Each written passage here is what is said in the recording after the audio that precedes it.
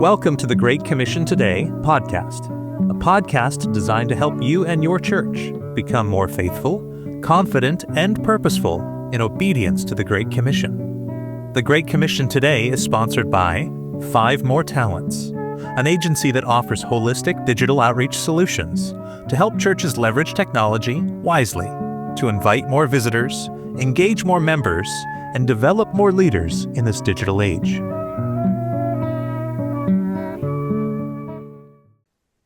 All right. Well, Adrian, great to meet with you. Thanks for being on the podcast today.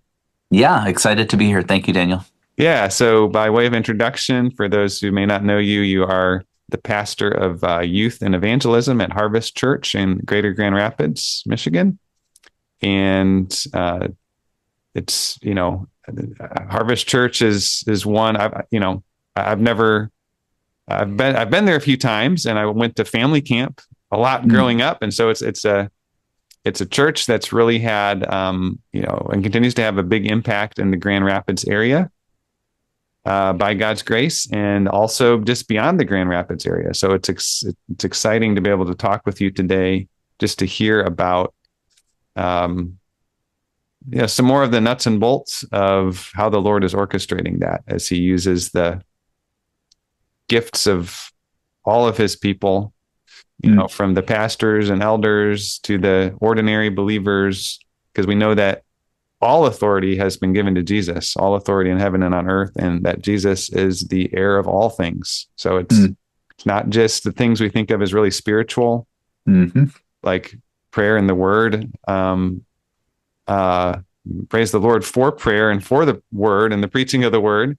But it's also the logistical things. It's, the taking care of the building and grounds, and online outreach and in-person outreach, and all different. There's so many different aspects to it. And this is one of the things that, really for decades now, I've seen Harvest Church really leaning into. And so it's just thankful that you were able to carve out time for this today. So yeah, pleasure to do it.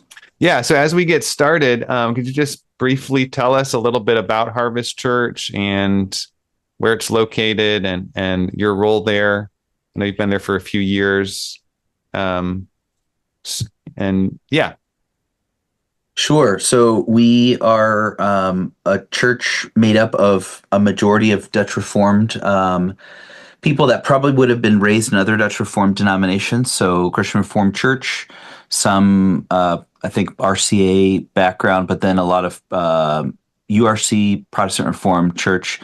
But our strong heart for the entire time that our senior pastor, Dale Van Dyke, has been here, has been to reach our community and reach people that are not like us. It's one of the things I really, really appreciate. There's a self-awareness of both the great strengths of Dutch culture, and then also some of the weaknesses that come along with multi-generational Reformed Christianity, and a consistent call that young people and every Christian here would treasure the riches of who Christ is and what he's done for us, and expect that will actually change our lives. So everyday dependence on the Holy Spirit's giving life, convicting, showing us our sin, bringing us to Christ.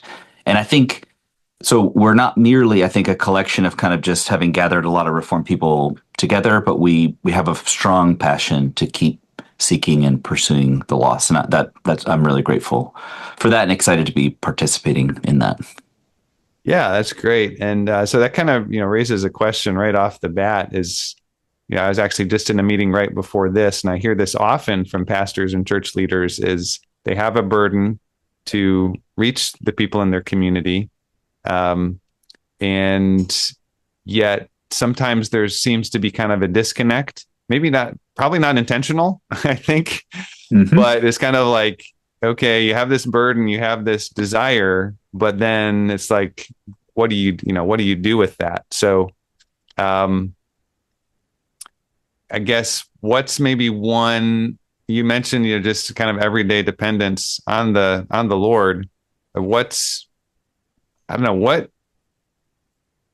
Is there anything that you can point to or highlight that is kind of, just because I know that Harvest has planted many churches, in the area, right? That has, I don't know, kind of helped to keep that desire from just becoming like this ethereal dream that people talk about, but not necessarily do anything about. Hmm. Um, I guess some things that come to mind would be we as pastors are encouraged to be personal in the pulpit, so sharing ways that the Lord is working in our own parts and lives. None of us have had it terribly easy, so I don't think any of us would say like this is super comfortable and life is just kind of one victory to the next. So I think we've all had anxiety, frustrations, struggles, difficulties, and I think an encouragement to be relatively personal and share those things has been helpful for that. I think we are in a place in the country where people are very hungry for just straight up simple Bible teaching. I think there are places in the US where if you're reformed, you need to speak in a abstract and kind of elegant and very high rhetorical style to be able to connect with people. I think one of the strengths of West Michigan is if you open up a text and you walk through that passage and point people both to their own weakness and sin and to the glories of Jesus, there's just a lot of joy and anticipation in that. And so it's in a lot of ways it's not extremely flashy, and people are really excited. So I mean, just to be more concrete, coming out of seminary, I felt a burden to be, to have read every book and be able to quote, lots of things that people would not have heard of before. And then I think I arrived in West Michigan and just realized I should keep reading. I am still reading and growing intellectually and as a Christian here, but I don't need to do all that stuff. And I think people are excited just to receive simple Bible teaching. That's great. So obviously one of the means the Lord uses to build his church are those ordinary means of grace. So what does that look like at Harvest? Yeah, we're committed, at least in this part of the country, to morning and evening worship. We have preaching and singing. Harvest is uniquely committed to singing, so we love to sing. And our senior pastor will preach a sermon once a year or once every 6 months, or there's a variety of times where he speaks about the compelling reason that we need to sing. And people really sing with their whole hearts here, which is very exciting and I'm grateful for. But I think we do encourage people, not merely one of the because the strength is simple Bible teaching. One of the weaknesses can be you sort of consume the service, and then that's the extent of your connection or meaningful growth with other Christians. We live in a subculture that has a lot of professing Reformed Christians. So there are people that own businesses here. There are people that, there are probably 25 private schools in the Grand Rapids area that you can have your kids enrolled in. And that makes for a culture, a sort of environment where you can know the right language and kind of say the right things, go to church twice on Sundays. And that's one of the reasons I think we have to rehearse and remind people that the Lord calls them to personal transformation. But I think if you attended a service, you wouldn't think, oh, this church is doing something really, really different. I think it looks like, many Reformed churches preaching Lord's Supper, sound song, deep singing that's gospel focused. Yeah, and having gone to some of the family camps at Harvest Church. Does Harvest Church still do those family camps? I don't remember. We've just had a young family relaunch them a little bit. So last year we had our first one get started again, and this year it's a combination of Harvest and the Presbytery is invited. Oh, that's great. Yeah, I remember those times of singing. So it's great. Mm-hmm. So it seems like Harvest does something I haven't seen a lot of other churches do related to leaders and leadership development. And maybe I'm misremembering on this, but it seems like kind of there's a semi-formal sort of thing where you have, like, for lack of a better word, like a deacon's apprentice or something like that. Am I misremembering that or speaking out of turn? No, that's absolutely right. To hear more about that. No, that's absolutely right. So we just call them interns. I'm going to get the exact number wrong, but let's say we have 15 or 16 deacons right now. We will always have 3 or 4 deacon interns. And then similar with session, I think we currently have 5 ministers and 9 ruling elders, something like that. And we'll have 2 or 3 interns. And the intern is free to attend everything that an elder is doing. They come to our session meetings. We will invite them on pastoral visits and come along with us in ministry. And it's a way for them to discern further an internal call and the congregation to get to know them better. In a larger church, it's hard to get to know people that are nominated for office. And so we just want to give a little bit more of a runway so that people are both practicing and exercising some gifts before they have authority in the office, and then the congregation gets to observe that as well. Is that something Harvest Church has always done, or was that introduced? I've been here 5. Yeah, I've been here 5 years. It's been a long time. I think it was at least 10 or more years we've been doing that. Yeah. Okay. So you mentioned earlier that, just sharing your own kind of personal stories and sermons is actually kind of sounds like part of the culture you're trying to cultivate there. And so, as well as simply preaching the gospel, but I'm wondering if you can say anything more about how you go about that, and why that's so important.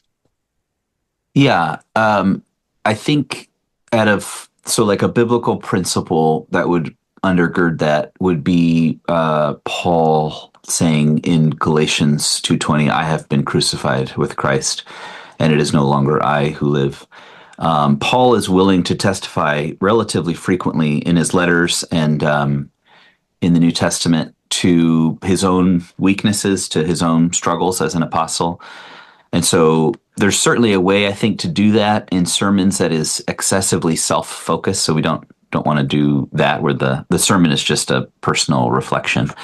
But at the same time, I think a mistake that maybe more churches in our orbit make is, I'm going to explain a text, go to commentaries to kind of flesh it out, and then pray, and we're done.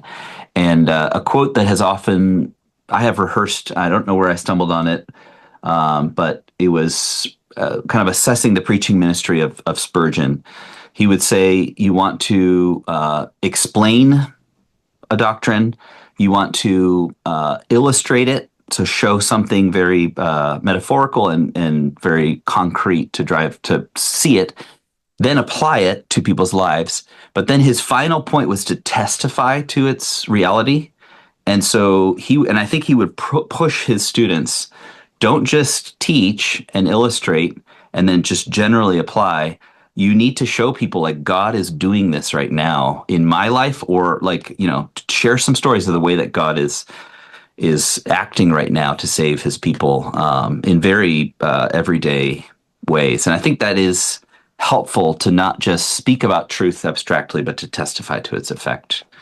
Yeah, that's a lived reality. That is great. That one of the writings of Spurgeon that's meant a lot to me in recent years is his devotional Faith's Checkbook. And in the preface, he testifies to the fact that he wrote these devotionals at a time where it was a difficult year for him. So one of the things he did was he wrote 365 devotionals meditating on God's promises. And he writes that, the reader should be assured that the author is no dry land sailor. Mm-hmm. So, yeah. Um, wow, that is really helpful, Adrian. Yeah. So would you call that the same thing as like a testimony, like a personal testimony, or?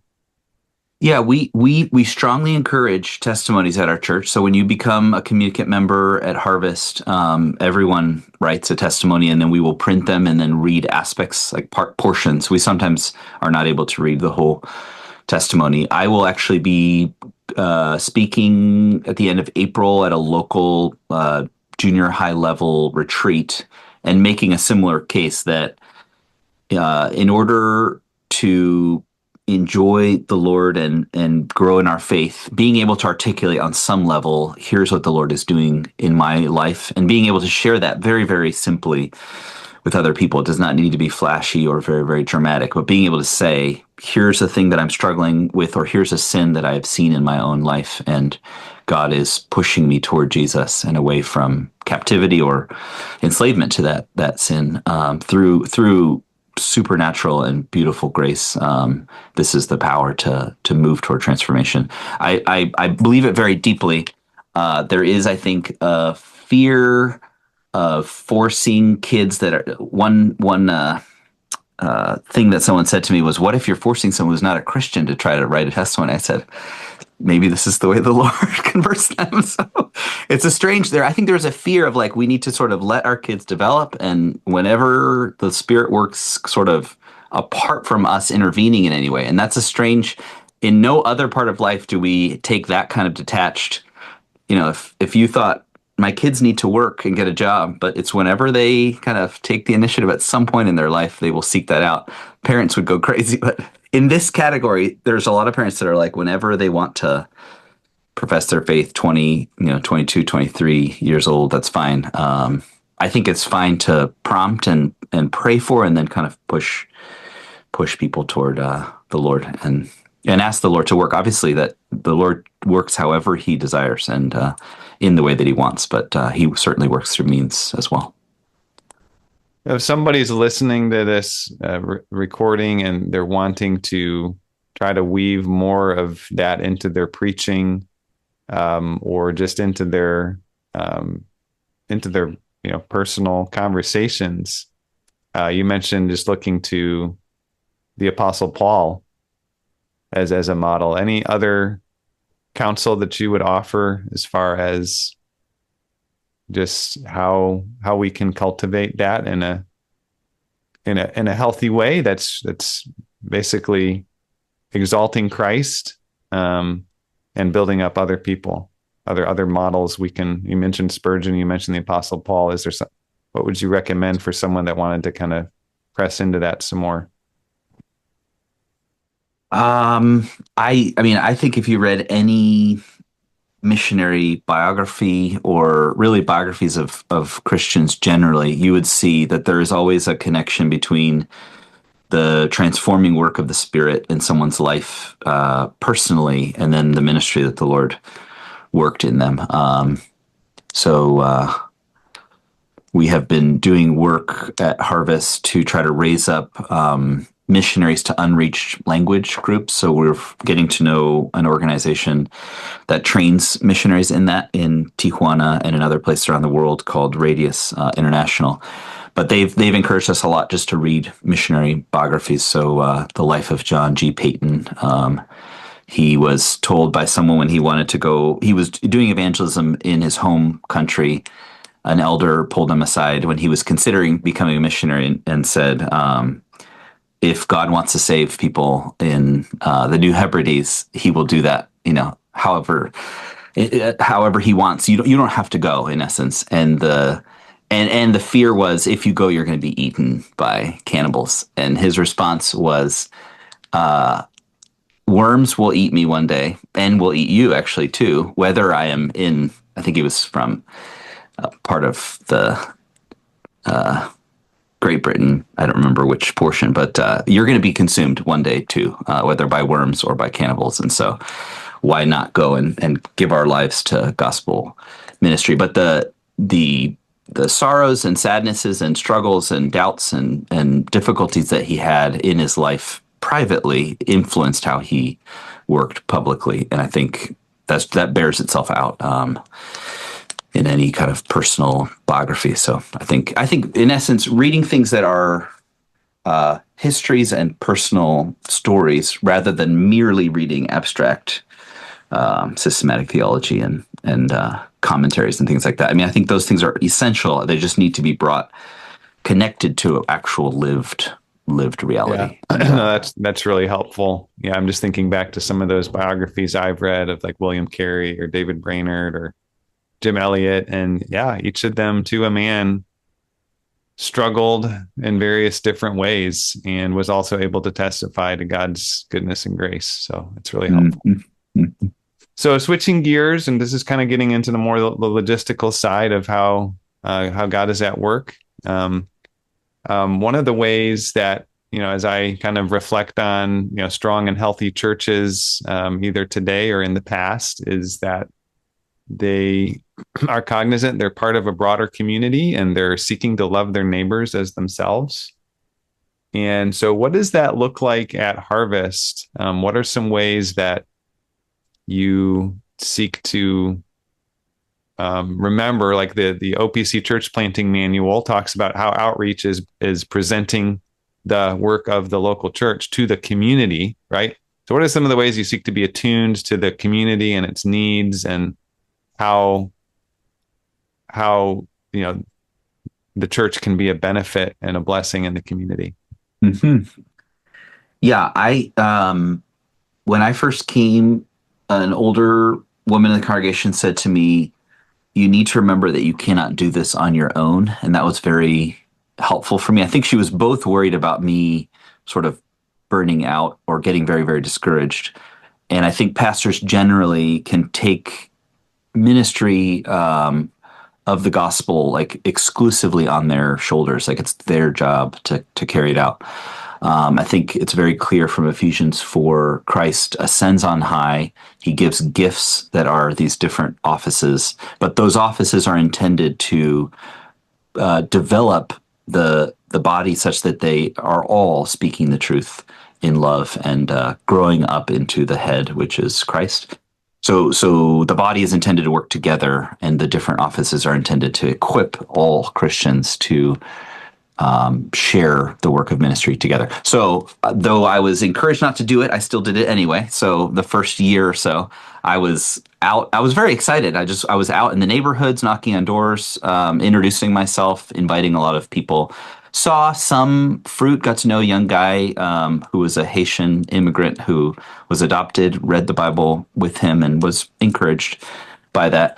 But the longer I was here, just realized the work is not me out there by myself, which honestly, in some ways, I kind of would prefer just to be doing personal evangelism by myself. But the work is a lot more working with a team here to find local opportunities to make connections with people and then bring other members into those opportunities and share the gospel in a variety of ways.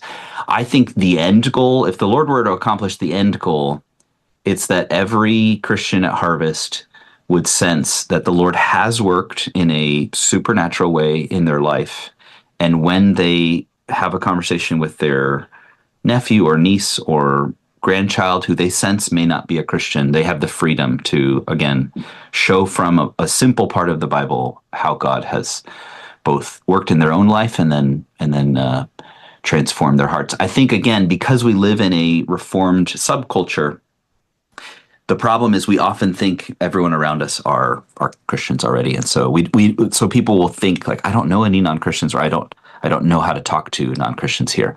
So some things that we've done to try to break through some of that is we knew that our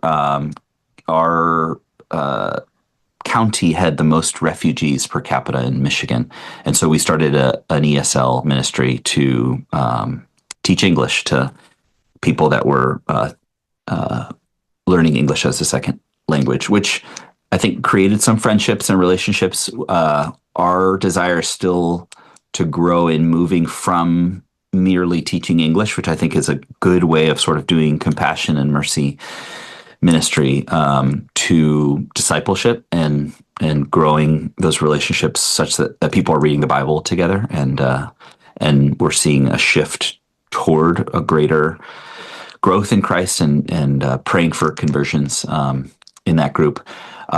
This last year, the first time we started a Bible club at a public school. So we're about 2 miles away from an elementary school, so it's K through fifth. And I was very surprised that the laws in the country are still such that if a school has an after-school program of any kind, so like for instance, this school feeds kids after school is done. If they are open to any after-school program, then they also have to be open to churches that come and do Bible club. And so I met with the new principal. He was a little concerned, like, if I open the doors for you guys, his thing was like, will a Satanist group also show up, which was strange. I guess he had heard some story somewhere that there was a group trying to do that. But so I was very surprised at how relatively simple it was. There was an organization that we partnered with and were able to be trained. And the goal is very simple. The kids memorize 9 Bible passages throughout the year. They hear the gospel taught in a variety of ways. We sing some music with them. We play some games or do some crafts as well. They're earning that way a scholarship toward a Bible club or a Bible camp in the summer as well. And I have brought between 4 and 5 volunteers along, and my own kids are volunteers as well in the Bible club. But that's a way of getting us out of our everyday kind of comfort zone and connecting with these kids. I could imagine our church starting, I think, a few more of those clubs. It's a small contingent from our congregation, and we've had between 5 and maybe 12, 15 kids in the clubs. It's not a huge club yet. Some schools have smaller and some ones have larger. So I think those are ways of getting us out of our comfortable routines. I think the long-term goal is still that every Christian at Harvest have the confidence to sit down with Scripture and a person that they're getting to know and read the Bible with them one-on-one, such that the Lord would work through that. So we're learning to do that. We've just started a class to do that as well at Harvest, but we're very much in the early stages of that. Oh, that's great. As you're working with the people at the church, specifically on outreach and evangelism, do you ever come across believers who they really do have a desire for outreach and evangelism, but they just feel like they're too busy, or it's like they want to get more involved, but I don't know, maybe it's just that not even that they don't feel like they're so busy, but they just have so many other responsibilities, quote unquote. And so, first of all, is that something that you encounter? And secondly, how do you disciple and counsel people through that? Mm-hmm. Yeah, I do not believe that every Christian has the same obligation to share the gospel in the same way. So if the Lord gives me an opportunity to read the Bible with someone one-on-one, and the context of that is my home, let's say, Rachel's responsibility may not be identical. Like, okay, I am going to be a second person who does it exactly the same way. She may set the context, be able to welcome them there, help kids to set the table with, dessert or something like that, so that a person feels welcomed and cared for. And I think that unit of a family then works together in a variety of ways to share the gospel. So I think it is a mistake so maybe even the way that I put it earlier, my prayer is that every Christian would have the confidence. I think every Christian should desire that one-to-one Bible reading, for instance, be happening, and then find ways that they can either invite, pray for, or support it happening, whether or not the Lord has gifted them exactly in the same way as a person who would say, hey, let's open the Bible and read this together. But if someone has the heart that says, I only want to be in the service from 9:30 when it starts to 10:45, and then like I tithe, and that's my commitment to being a Christian. I think that that's also a problem. I mean, I think I wouldn't just immediately rebuke them and say, God tells you to be a better Christian or something. I would sit down and say, why are you, in my mind, merely connected at one moment in the week, and then the rest of the week you kind of want to do things on your own and apart from Christ's people. So I think prayer groups where people are praying for non-Christians are important, and Christians, I think, should have a heart to seek and care for the lost, whether or not they engage with it exactly the same as other believers. I think the whole body does need to be having a heart first for God's glory. I think we have to keep pushing ourselves to see that our lives are for the glory of God. One of the ways that we work for God's glory is that the lost would be brought into His church. I don't know if that answers that question. Yeah, I think it gets part of the way there. I think part of what I'm, wondering about is how much of it do you see is simply like, I don't know, for lack of a better word, there's a stewardship of time or like a time management thing, or kind of like it kind of goes back to what I was asking about at the beginning, where there might be a Christian, a believer who, wants to be more intentional in the work of making disciples, wants to be more intentional in sharing their faith or supporting those conversations. But they just, I don't know, they just have so many responsibilities, time commitments. They feel like they'll be pulling in all these different directions.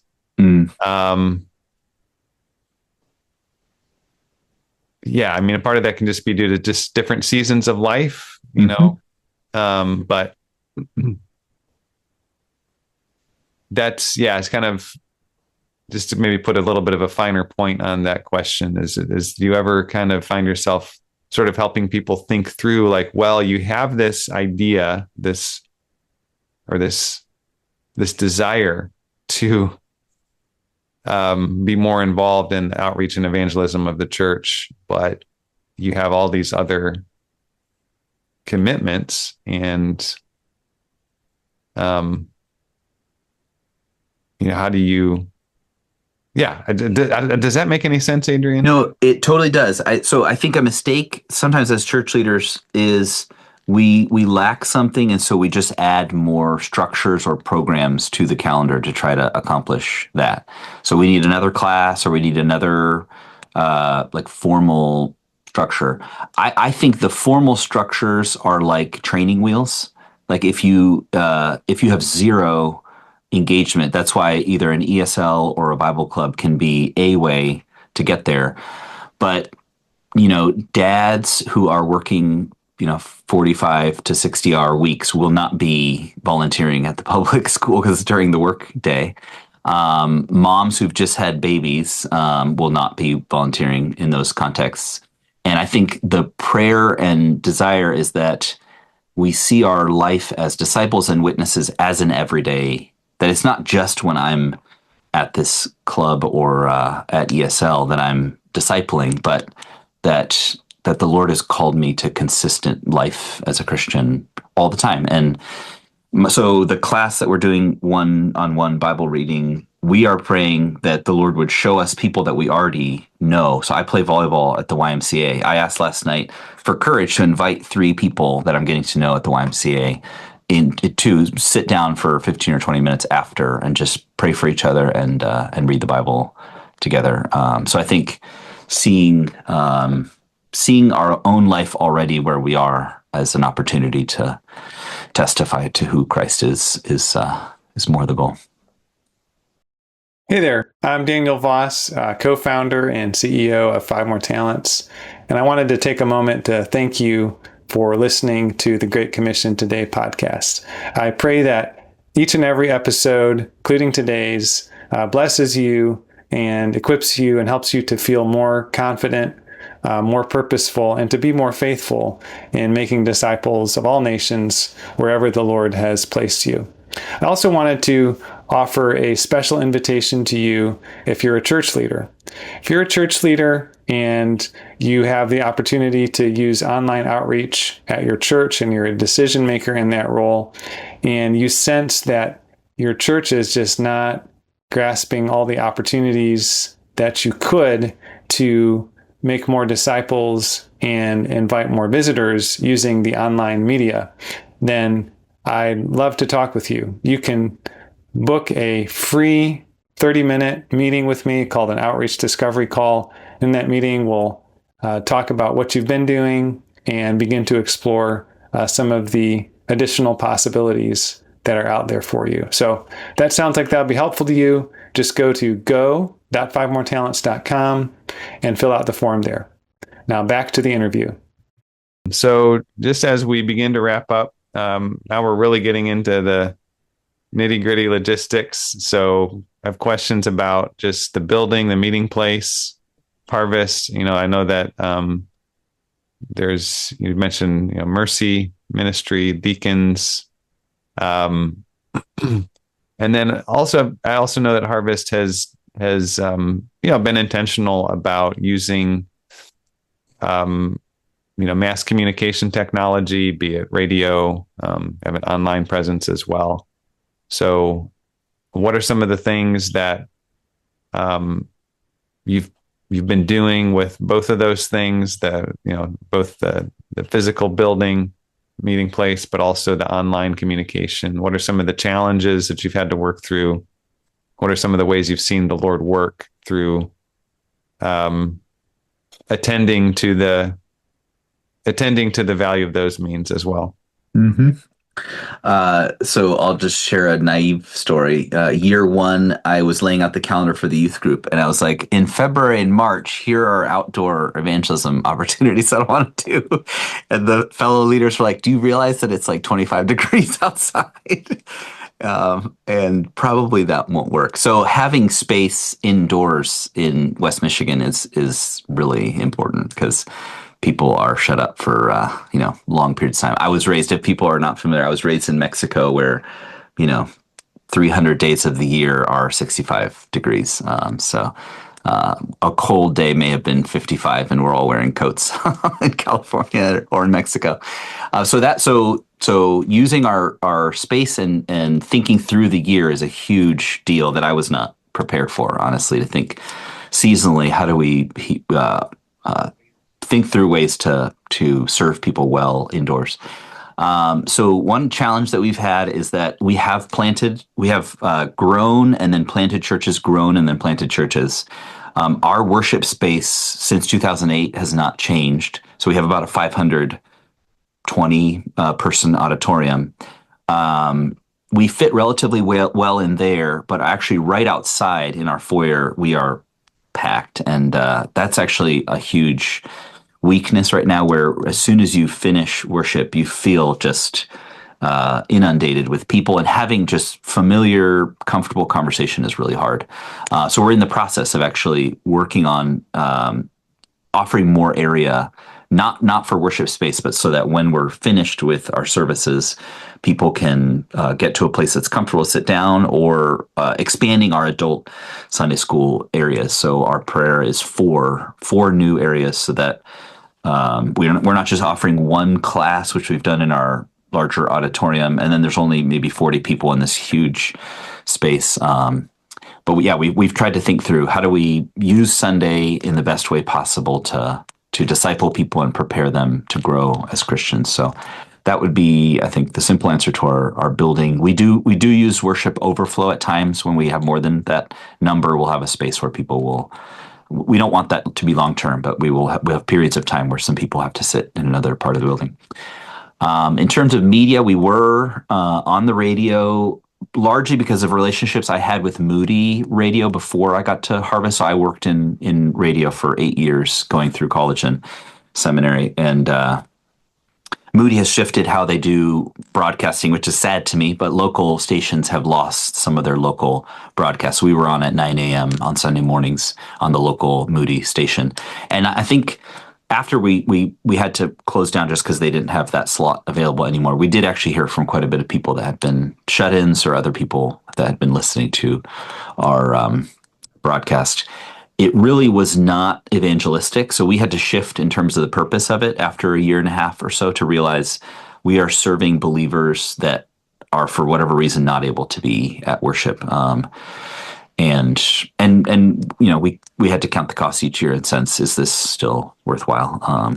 So we have switched some of that to podcasts and other media forms. We're on the typical, so we live stream our service, and that live stream gets recorded and put onto YouTube. We also get our sermons distributed to Sermon Audio, and I think we're working toward getting stuff on social media, but I don't think we're doing anything in those areas that would be different than a lot of churches. I don't know if you have a follow-up question to that. Yeah, with the podcast, I haven't kind of checked to see what y'all are doing lately. Is that a podcast of the sermons, or is that different content?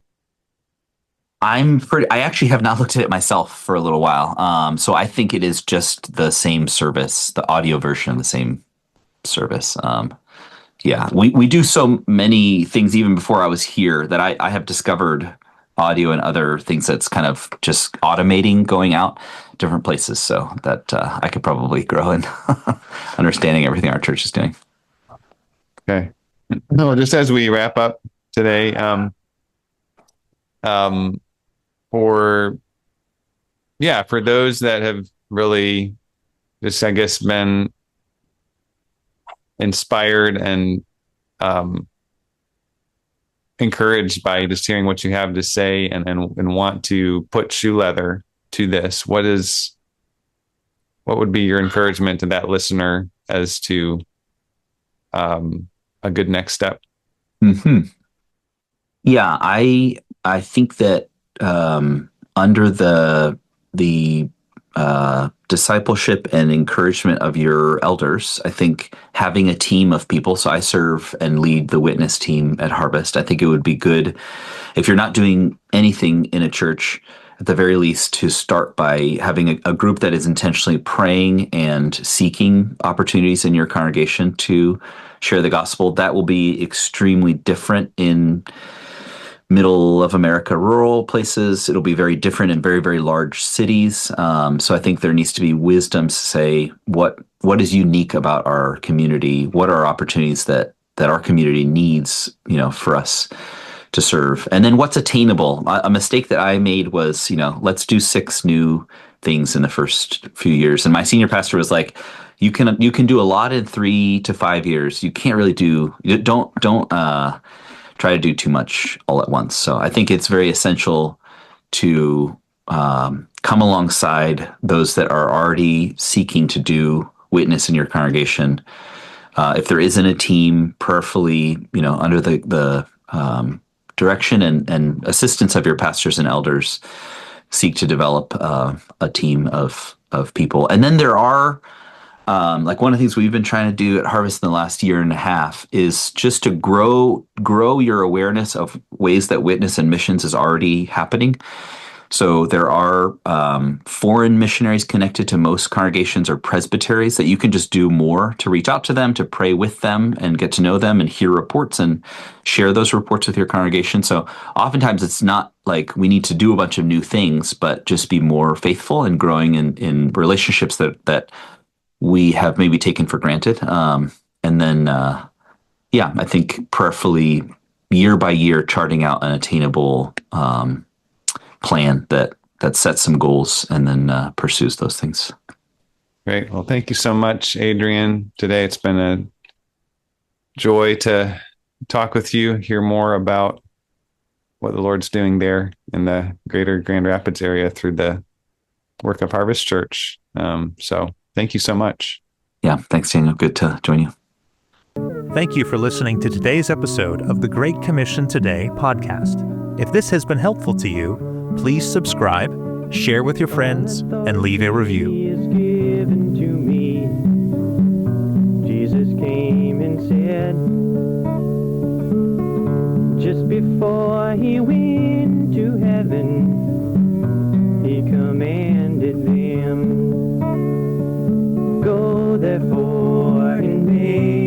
disciples, teaching them to do what I've told you. He said, go therefore and make disciples, and when it's all complete, I'll come for you.